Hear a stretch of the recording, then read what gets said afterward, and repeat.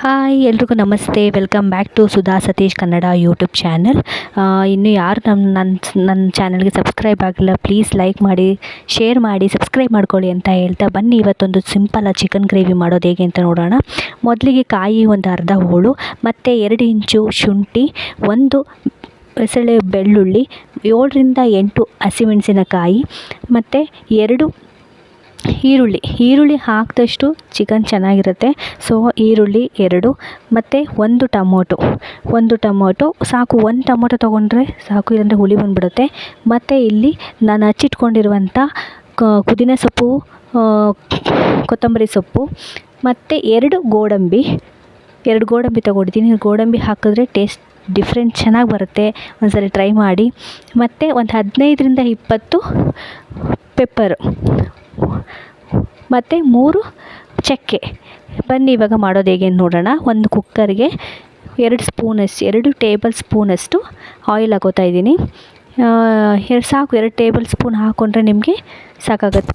ಇವಾಗ 2 ಟೇಬಲ್ ಸ್ಪೂನಷ್ಟು ಎಣ್ಣೆ ಹಾಕ್ಕೊಳ್ಳೋಣ. ಎಣ್ಣೆ ಹಾಕೊಂಡ ನಂತರ ನಾವೇನು ಆವಾಗಲೇ ಇಂಗ್ರೀಡಿಯೆಂಟ್ಸ್ ತೋರಿಸಿದ್ನಲ್ಲ, ಎಲ್ಲ ಇಂಗ್ರೀಡಿಯೆಂಟ್ಸ್ನ ನಾವು ಒಂದೊಂದಾಗಿ ಹಾಕ್ಕೊಂಡು ಒಂದು 5 ನಿಮಿಷಗಳ ಕಾಲ ಚೆನ್ನಾಗಿ ಫ್ರೈ ಮಾಡಬೇಕು.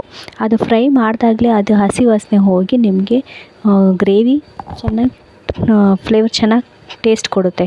ಸೊ ಹಾಗಾಗಿ ನಾವು ಇದು ನೋಡಿ ಚೆನ್ನಾಗಿ ಫ್ರೈ ಮಾಡ್ಕೊತಾ ಇದ್ದೀನಿ. ಈರುಳ್ಳಿವರೆಗೂ ಹಾಕ್ಕೊಳ್ಳಿ. ಈರುಳ್ಳಿವರೆಗೂ ಚೆನ್ನಾಗಿ ಫ್ರೈ ಆದಮೇಲೆ ಟೊಮೊಟೊ ಮತ್ತು ಪುದೀನ ಸೊಪ್ಪು, ಕೊತ್ತಂಬರಿ ಸೊಪ್ಪನ್ನ ಆ್ಯಡ್ ಮಾಡಿಕೊಂಡು ಮತ್ತೆ ಒಂದು 2 ನಿಮಿಷ ಕಾಲ ಚೆನ್ನಾಗಿ ಬಾಡಿಸಿ.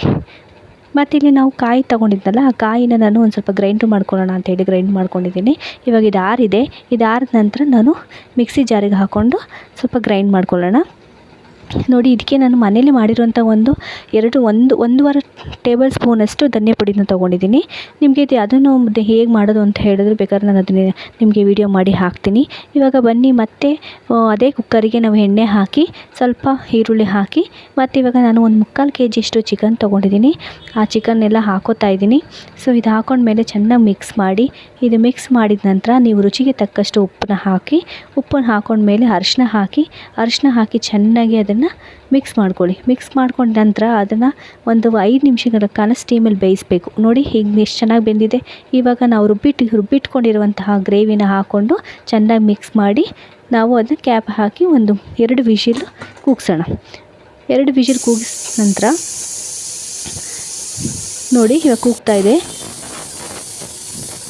ಇವಾಗ ಚಿಕನ್ ಗ್ರೇವಿ ರೆಡಿಯಾಗಿದೆ. ನೀವು ಒಂದ್ಸಲಿ ಮನೇಲಿ ಟ್ರೈ ಮಾಡಿ, ಚೆನ್ನಾಗಿದೆ ಅಂತಂದರೆ ಕಮೆಂಟ್ ಬಾಕ್ಸಲ್ಲಿ ಕಮೆಂಟ್ ಮಾಡಿ. ಪ್ಲೀಸ್ ಲೈಕ್ ಮಾಡಿ, ಶೇರ್ ಮಾಡಿ, ಸಬ್ಸ್ಕ್ರೈಬ್ ಮಾಡಿ. Thank you so much.